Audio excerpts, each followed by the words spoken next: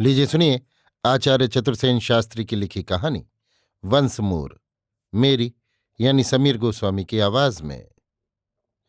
जी हाँ, मुझे इस बात से कोई सरोकार नहीं कि आपकी जाति राय क्या है, लेकिन मेरी पक्की राय है कि नए आज़ाद हिंदुस्तान में जितने ग्रेजुएट हैं, खासकर बीएल, जिन्हें मैं बैल कहना ज्यादा पसंद करता हूं और चाहता हूं कि आप भी इन मर्दूदों को बैल ही कहा करें, उन्हें सीधे पाकिस्तान भेज दिया जाए।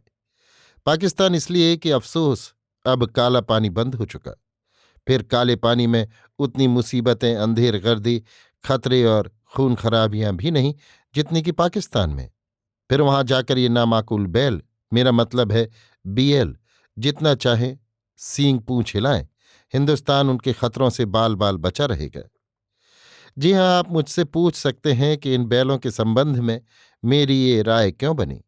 जनाब, पहली बात तो ये कि बंदा 20 साल कानून गोई कर चुका है, जिंदगी में घास नहीं छीली और जिंदगी के 60 साल बेफिक्री से सोते हुए नहीं बिताए। दुनिया देखी है और दुनिया को मेरी राय की कदर करनी चाहिए। मैं दुनिया के भले के लिए ही कहता हूं कि ये नामाकूल बैल, मेरा मतलब बीएल, नई दुनिया के लिए सबसे बड़े खतरे हैं, खासकर उन बुजुर्गों के लिए जो लड़कियों के बाप हैं। समझ में नहीं आता आपसे दिल खोलकर बात कहूं या सिर के बाल नोच लूं।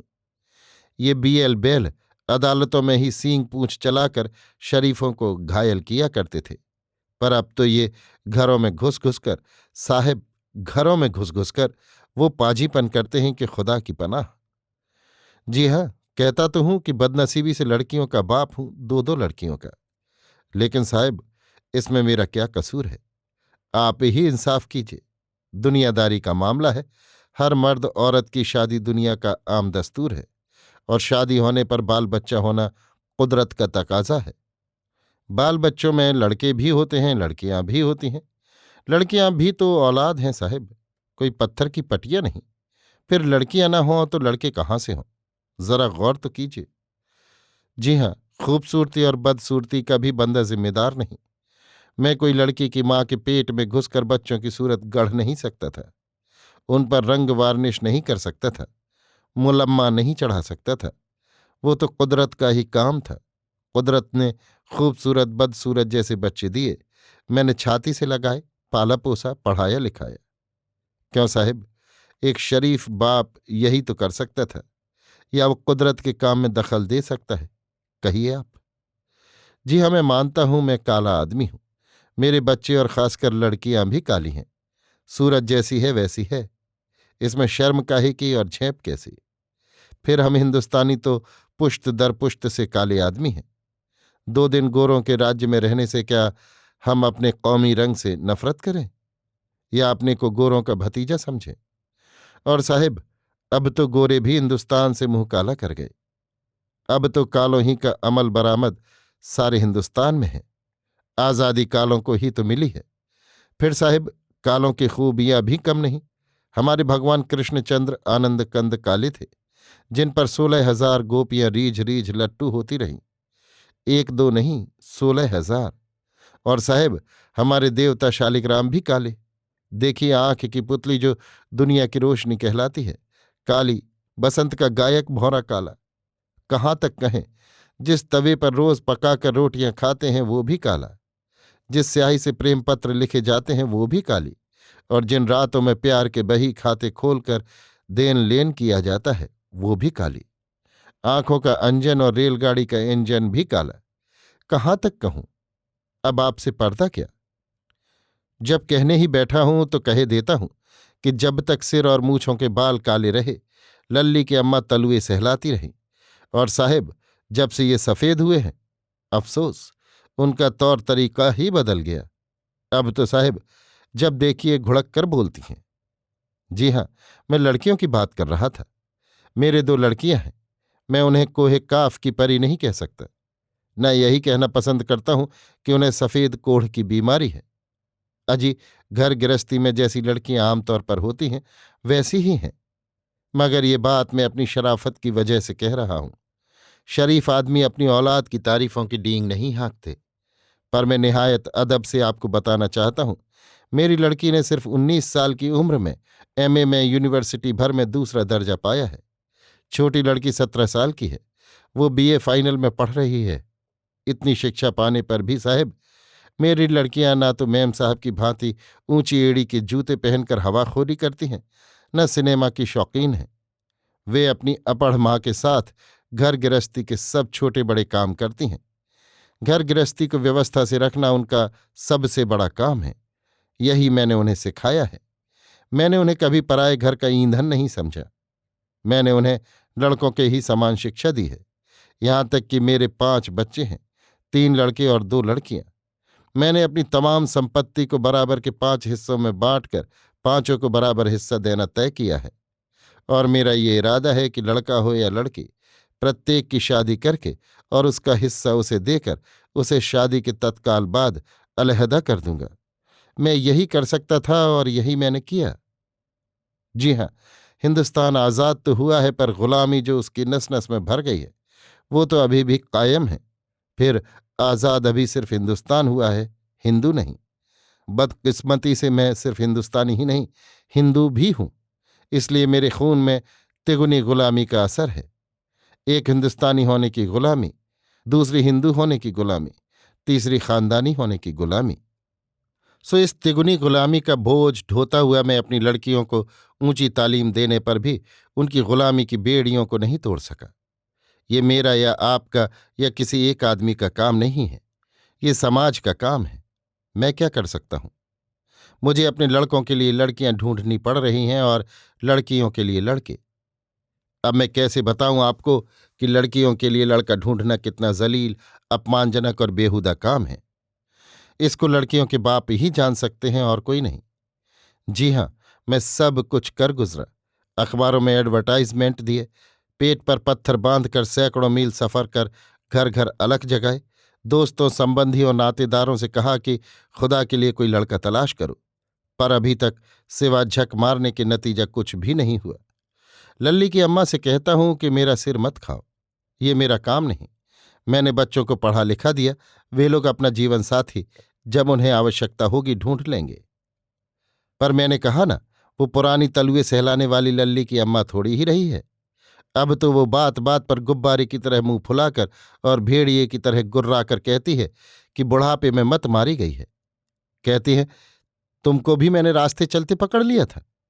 अजी एक बात कहती हैं, उनकी एक एक बात में बात है। भला कोई पूछे उनसे, तब क्या मैं आजकल के इन बैलों के जैसा बेशर्म और बेतमीज था? शादी तो दरकिनार, एक बच्चा होने के बाद तक भी मैंने दिन में कभी लल्ली की मां से एक बात तक की। पर वो जमाना ही और था साहेब।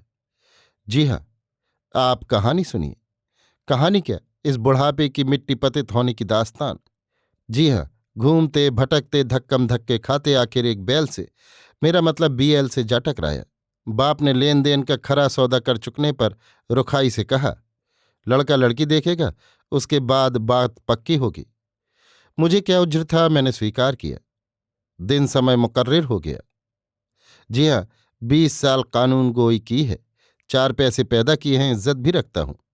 आजकल के सफेद पोश बाबुओं की तरह सारी तनख्वाह धोबियों को ही नहीं चढ़ा दी। मोटा खाना मोटा पहनना हमेशा से अपना दस्तूर रहा है। घर आपने देखा ही है, मामूली है। हम लोग सीधे सादे तरीके से आराम से रहते हैं।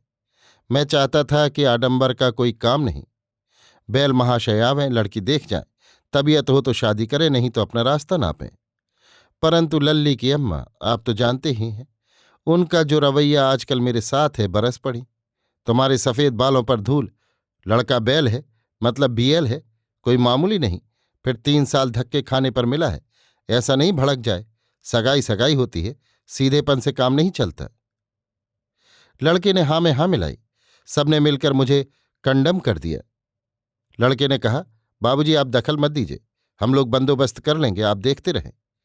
सो साहब मैं देखता ही रहा। वो बैल, मेरा मतलब बीएल आया।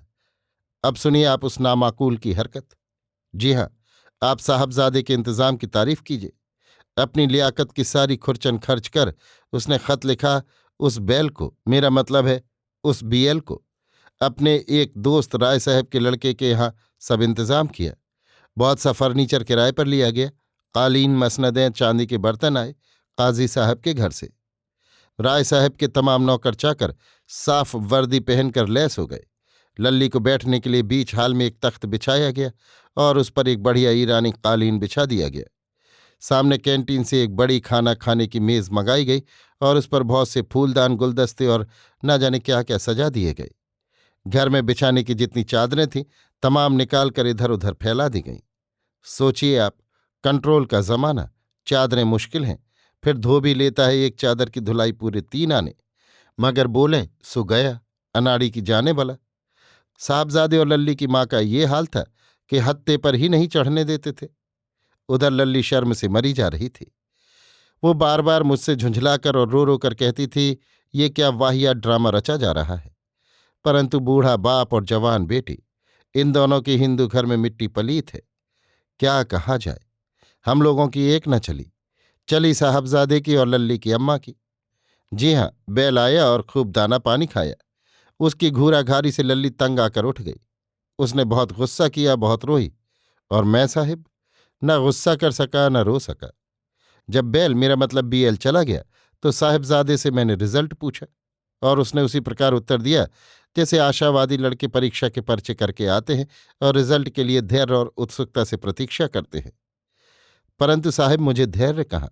मैंने कहा, सब बातें तो पहले ही तय हो चुकी थी, सिर्फ देखा देखी बाकी थी, सो वो भी हो गई, अब प्रतीक्षा कैसी। हाँ या ना एक बात होनी चाहिए। मैंने तार दिया कि अब अंतिम निर्णय की सूचना दो। आप जानते हैं उस बैल ने क्या जवाब दिया।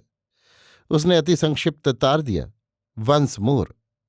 और जब मैं उस संक्षिप्त तार का अभिप्राय जानने उसके यहां गया, उसने कहा, एक बार लड़की को और देखा चाहता हूं।